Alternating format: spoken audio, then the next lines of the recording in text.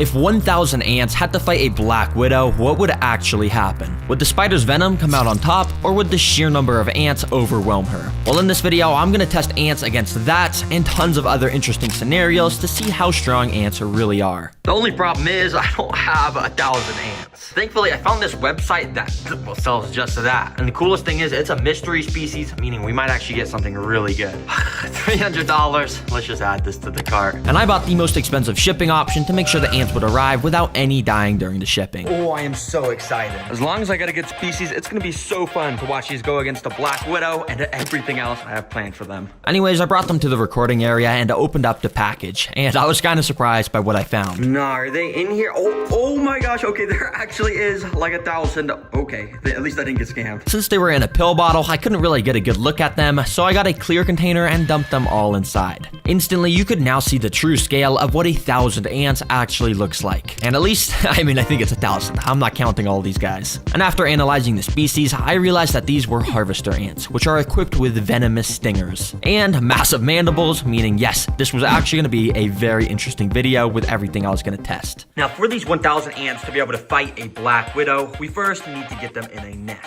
And well, everyone say hello to the Terra jar. It's like Terra Green, except I replaced the green with a jar. Anyways, let me go and dump all these guys in here. Be free, everyone. This is way bigger than that tiny pill bottle you were in. Right away, you could see the ants starting to move around on top of the soil. Now, you might be thinking that this isn't enough space for the ants. Well, it actually is, because this is specifically designed for the ants to dig out tunnels all along the sides of the glass. And as the video progresses, we're gonna see their nest get crazier and crazier. And yeah, most of the ants were kind of going crazy trying to climb up the glass, but after leaving them alone for only a few hours, you could see they were already starting to construct their tunnel system. Each of the worker ants would pick up singular grains of sand from the tunnels, walk up to the surface, drop the sand, and go back down to repeat the process. And when you have 1,000 ants, you can see they dig out a pretty good amount in only just an hour of this time-lapse footage. Oh yeah, it's sick to see the ants already starting to build their nest, and it should be fully dug out by the end of the video. Anyways, as you know, I'll be putting these guys to the test against a black widow. But before then, I have all of these different training activities to prepare the ants for the final spider boss. And second up, we're gonna see how fast they can take down some prey. Yup. We've got a cricket. Oh my gosh, crickets hate me, and sorry buddy, you are gonna be, well, I guess you guys will just see what's about to happen. And well, right after dropping the cricket in, literally within like a nanosecond, the ants were swarming it. I thought it would only take like a couple minutes, but no, this cricket was already pinned down, getting venom injected into him. As I said earlier, each of these ants is equipped with a venomous stinger that is obviously not super deadly to humans, but to crickets, when there's like 20 ants repeatedly stinging you, you're kind of done for. Yep, ants don't play around when there's a threat near their nest, and you can see over the next 30 minutes, the cricket stayed completely surrounded by the ants. And I'm guessing they already started to rip its antennas off and stuff to get a tasty meal to spread with the rest of the colony. Dang, that was cool to watch. Anyways, it's getting late, so I think I'm gonna go and put this bucket on top of the ants so it's dark for them. I'm gonna go to sleep, and hopefully when I wake up, there's gonna be tons more tunnels. Anyways, yeah, I'll see you guys in the morning. And over those next 10 hours, the ants made their tunnels so much larger and more intricate than before. And on the back, they even had tunnels all the way down at the bottom, with ants actively walking about the whole system. Anyway, ants, it's 8 a.m., and that means it's time. As you can see, the alarm's going off. It's time for challenge number 3. Let's get these ants trained even more. For this training, I have to pick up one unlucky ant and transport him to the ant lion pit. If you don't know what an ant lion is, well, this is it. It's just a tiny little bug that has actually evolved over millions of years to be an expert at taking down ants. Basically, when you go and put them on the floor, they start to dig themselves under the ground, and then they just go around digging. And I have 9 more of these guys, which I spread across the whole tank. And as you can see, they all dig around, making these little lines in the ground. But after waiting a few hours, you can see that each of the ant lions had actually dug out their own little pits in the ground, and when an ant walks into the bottom of them, they're basically cooked. All right, ant, I'm gonna put you right at the start, and at the end, I'm gonna put some breadcrumbs so you can bring back to the colony if you survive this. And without further ado, I let the ant loose. Let's see if he can get the bread to feed the colony. Immediately, he started to explore around the sand area. He had no idea that he was constantly walking near these pits of death. And eventually he took a wrong step and stumbled inside of one. These pits are specifically designed to make the ants trip into them, but the ant lion at the bottom must have been sleeping or something, because nothing happened and the ant was just able to walk out. But if you look closely, this caused the antlion to wake up. He was now active and armed, with his mandibles now throwing up sand in case the ant walked in again. And over the next few minutes, the ant did just that. He kept walking inside of the pit, but the antlion just could never quite snap on the ant at the right time. Well, that was until this. You see, this is paused footage, but basically if we unpause it, you can see exactly what happens when an antlion gets a hold of the ant. The antlion started to bring the ant underground, and within a few seconds, it was like there was never anything even here. I thought it was over, and you could tell by the sand moving that the ant was getting pulled further and further underground. But all of a sudden, I saw this. A little bit of the ant's head had poked out of the ground. He somehow was fighting back, and must have been using its stinger to try and escape. I immediately rushed back and recorded with my other camera, and what I saw was so weird. The ant had somehow made it out from under the sand, but it wasn't trying to escape. In fact, it was using its front legs to try and dig back under the ground. Bro, what the heck? Why is this ant digging like a dog? He's literally using his front legs to dig in the sand where he almost just got killed. Bro, this guy's crazy. Nah, bro, if you want to be eaten by an antlion that bad, I will gladly put you right there. Have fun, buddy. And right after putting him in this pit, this antlion also woke up and eventually snapped at the ants. And it once again started to pull him underground. But miraculously, this ant was able to fight back once again and somehow broke free, immediately ran out of the hole and straight over to the breadcrumbs to claim his prize. Nah, this ant tricked me to have me move him closer to the bread,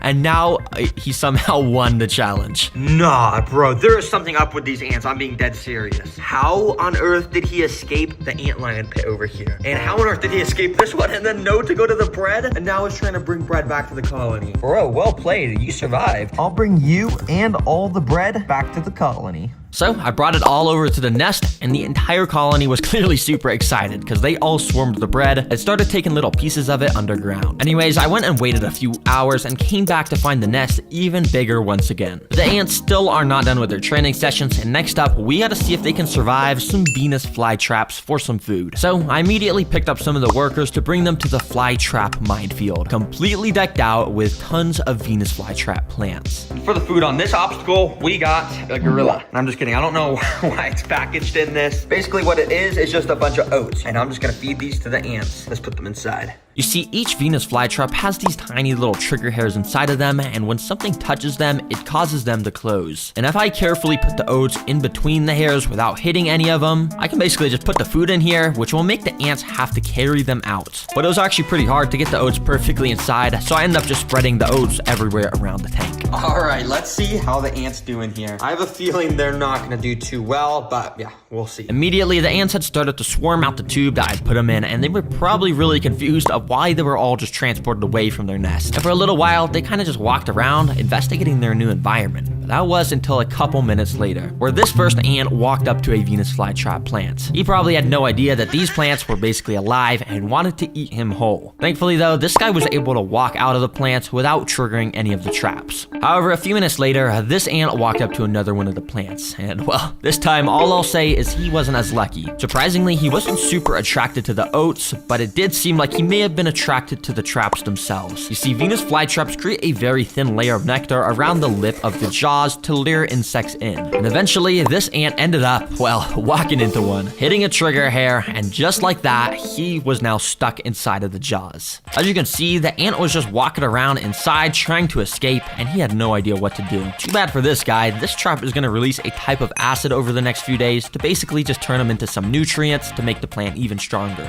Now, interestingly enough, pretty much all the ants I had put inside were staying away from the traps and were all grouped up around this corner. In fact, they were actually starting the process of digging some more tunnels. Now, these ants still think they're in the nest. They're just trying to dig. Well, I mean, I guess it's pretty smart if you're not getting eaten by the traps. Because over the next 20 minutes, only one single ant came across another Venus flytrap. This guy. Let's call him Larry. Now, Larry is a daredevil because he was walking all over the jaws of all of these plants, absolutely risking it for the biscuit. But eventually, Larry's luck ran out because of this happened. The jaw had closed on him, leaving half of his body stuck out of it. But this was actually pretty good for Larry, because it means he had a chance to escape. Using all of his strength, which, albeit is not very much, he tried pushing himself out of the jaws. But the trap is designed to just get tighter and tighter as time goes on, meaning this ant was doomed. Well, not actually, because I kind of felt bad for Larry, so I cheated nature and used my tweezers to open the trap. I safely got Larry out and brought him back to the rest of the colony. Anyways, that training actually went really well. Every single ant survived except one. So I brought them all back to the nest and gave the whole colony a bunch of these little gorilla oats to show my support. As you can see, it didn't take long for some of the ants to start moving the oats down to their intricate tunnel systems. And speaking of these tunnel systems, the last training session I'm putting these ants through before the Black Widow is a flood simulation. Yeah, I'm flooding this ant nest. Well, kinda, because if I actually flooded this thing, it would kill every single ant. So instead, I've got this thing called the Little Dripper, which as you can see, drips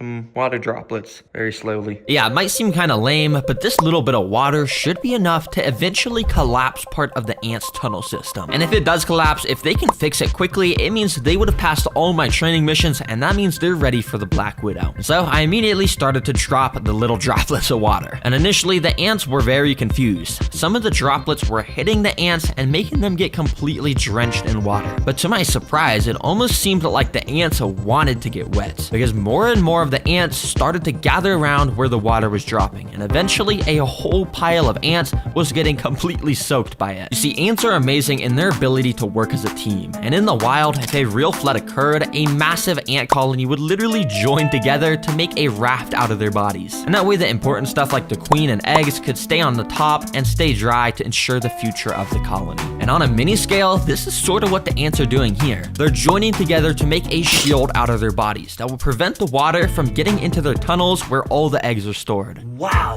ants are actually amazing. I was totally expecting these tunnels to just collapse from the water, but it seems like ants have literally evolved to do pretty much anything. I'll remove this water. I don't want to do any more harm. You guys proved to me you're very capable. They instantly took down the cricket, somehow escaped the ant lions, survived the Venus flytraps, and even survived a flood. And throughout that process, they managed to build an awesome nest with a thriving colony. It is safe to say these ants are ready for my Black Widow. Now this is actually my last Black Widow because all the other ones from my other videos have escaped.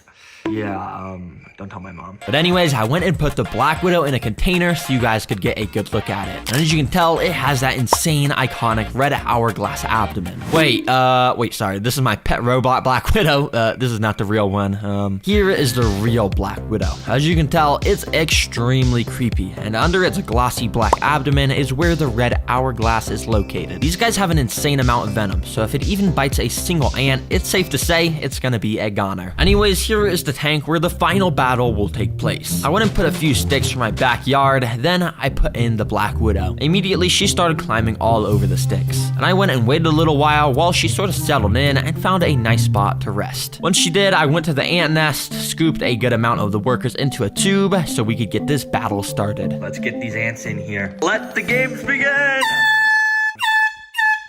Immediately, the ants started to run out of the tube and down onto the sand. When pretty much all of the ants had made it down to the sand, some started to make their way over to the Black Widow, which was just perched right above them on the sticks. But I'm not gonna lie, I'm a pretty impatient guy, and I couldn't bear to wait for the battle to start. So I literally picked up the stick myself to bring the spider down to the ants. Immediately, the spider started to run around, and none of the ants really noticed besides this guy. That kind of bit the spider's leg or something and scared it away. The spider tried to escape as fast as it could by climbing the glass, but it was too slick. Once a few other of the ants had noticed the Black Widow was on the ground, they started to jump it. And it was actually pretty funny to watch because as you can see, there's barely any ants and the spider was so scared trying to run away at full speed. Bro, you're like the most venomous spider in the world. Why are you not just fighting back? And yeah, a couple of the ants just kind of continued to terrorize the Black Widow. But the thing is, all of the rest of the ants were kind of just doing their own thing at the other side of the enclosure. I had to make this more interesting, so I had a better plan. I went and picked up all of the ants to bring them back to the nest. All right, well, I got the Black Widow from the tank. And hey, the title did say 1,000 ants versus Black Widow. Let's actually put this to the test against 1,000 ants. And well, I dropped the spider inside, and it immediately started going crazy, running everywhere. And obviously, the ants did not not act kindly. Every single worker went on red alert mode and jumped onto the spider, grabbing her with their mandibles and repeatedly stinging it over and over. As you saw with the cricket, ants do not mess around with stuff in their nest. And to my surprise, the Black Widow did not even get a chance to fight back. It's actually pretty crazy how quickly the ants had pinned it down and started to devour it. And yeah, well, that's literally all that happened. And that should answer your question of who wins in a fight. 1,000 ants definitely wins, and they basically beat everything. There's a reason why ants are the secret king of the animal kingdom, because there's quadrillions of ants around the world. Oh, one final thing. I have an important message to all the kids and families and parents watching out there, because the new Terra Green activity book was just released. No, seriously, we just released this book that we put so much time into to make it the most educational, fun experience ever. Everything can be colored, and it's a journey that goes through all 5 different biomes. But not only are there so many tons of fun facts,